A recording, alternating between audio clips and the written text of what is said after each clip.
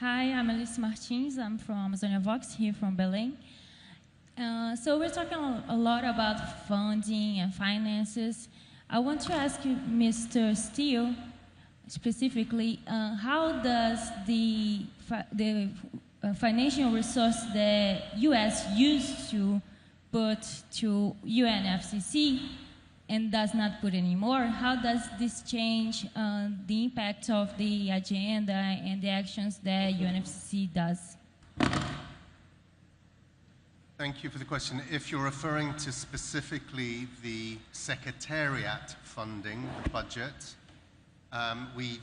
one of the items that is being presented for approval at this COP is the approval of our 2026-2027 budget.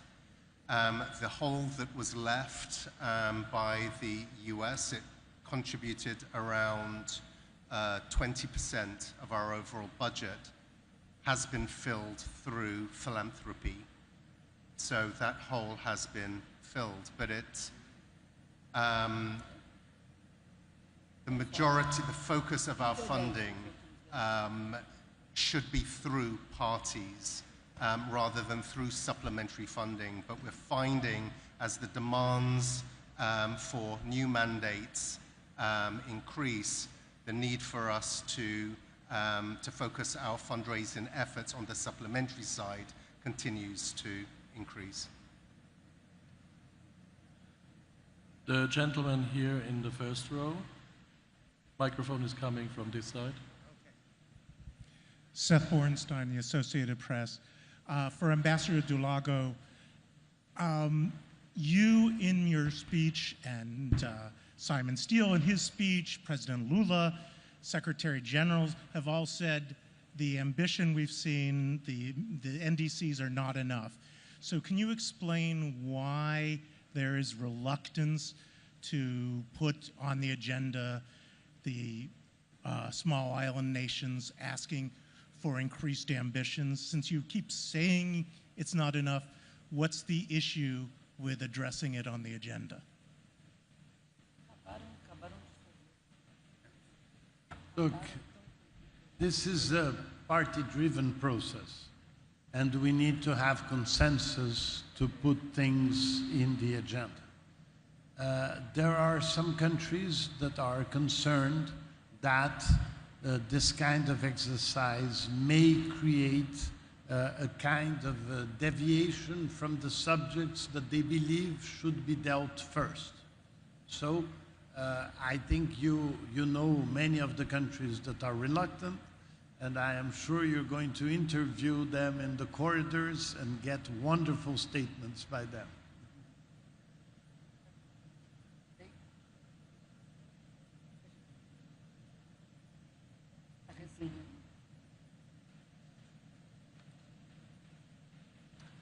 The lady here in the first row with the green shirt. Thank you, Daniela Chiaretti from Valor Econômico, Brazil. This is implementation COP, so on the GST, there is this transitioning away from fossil fuels, and President Lula is mentioning this, that he's asking for a roadmap for that. Do you see, for both of you, Mr. Stiell also, do you see this landing somehow at the COP?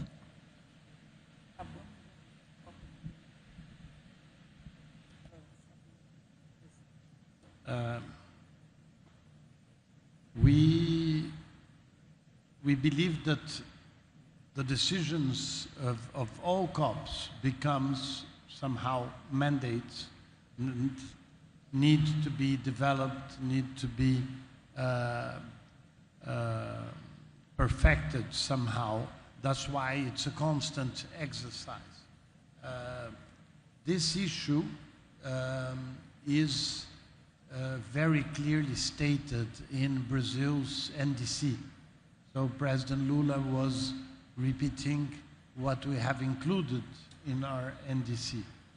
So this is something that we are going to see how this discussion evolves. but there is a considerable number of countries that want to discuss that. But once again, this is a party-driven negotiation. The ideas have to come from the countries, and we were very happy yesterday in discussing the agenda, because it was the parties that would come with suggestions on how to deal with the issues. So we are expecting how the parties are going to react to that. Gentleman, second row in the aisle.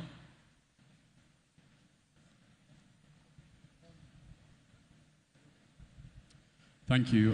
John Ainger from Bloomberg News. Question for the COP30 president. As part of the deal that was reached to avert an agenda fight, you've agreed to a stock-taking plenary on Wednesday, and that leaves 48 hours to have these presidency consultations that you've just mentioned.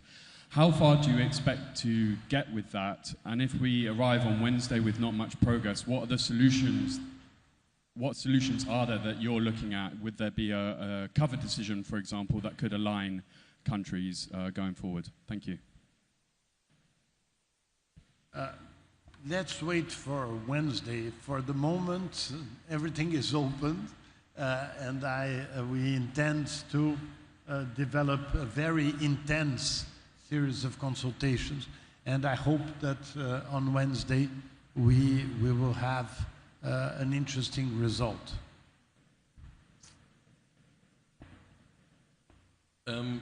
Third row on this side. In the middle, the gentleman with the blue shirt.